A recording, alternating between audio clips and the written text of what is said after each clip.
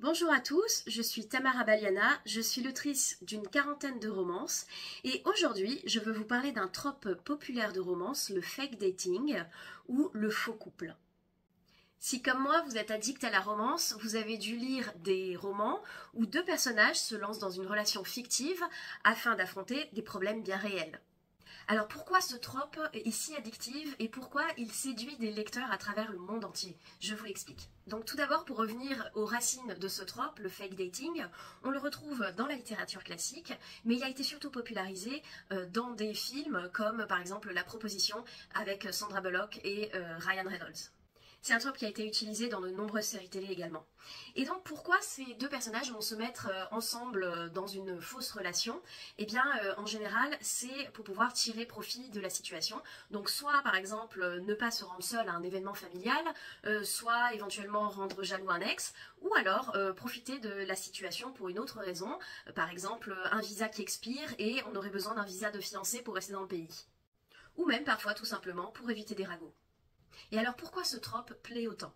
Je pense que c'est parce qu'il flirte entre la réalité et la fiction. Déjà, il y a une petite part de nous qui se dit que c'est une situation qui ne se rencontre pas vraiment dans la vie réelle. Et comme on lit avant tout pour se changer les idées, il y a un petit côté, voilà, ça ne se passera jamais, mais en même temps ça pourrait être probable.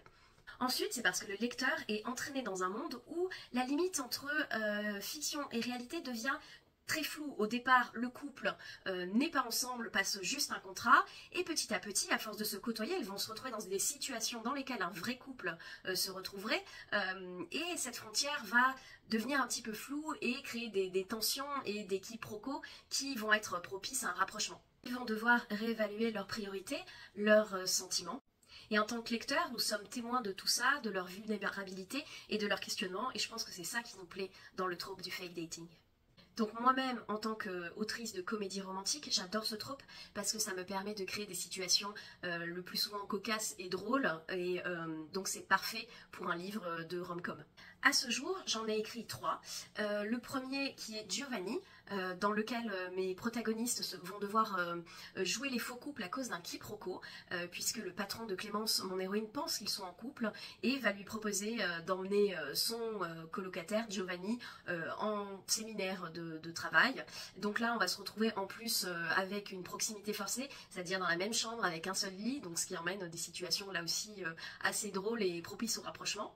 Ensuite, Vincenzo, où mes deux protagonistes, Alix et Vincenzo, qui ne peuvent pas se voir en peinture au départ, vont devoir collaborer et jouer les faux couples afin d'en tirer tous les deux un bénéfice. Enfin, dans mon dernier livre qui sort la semaine prochaine, j'ai exploré le fake dating d'une façon un petit peu différente. Donc le livre s'appelle Les histoires d'amour finissent mal en général. Et dans celui-ci, mon héroïne, Naïs, est embauchée pour jouer la fausse petite amie de Connor, un rugbyman. Sauf qu'elle ne va pas tomber amoureuse de Connor, mais du frère de celui-ci. Donc on se retrouve dans une situation où elle est en faux couple avec quelqu'un, mais tombe amoureuse de quelqu'un d'autre. Et forcément, elle ne peut pas briser le pacte qu'elle a passé, donc ça engendre pas mal de complications là aussi.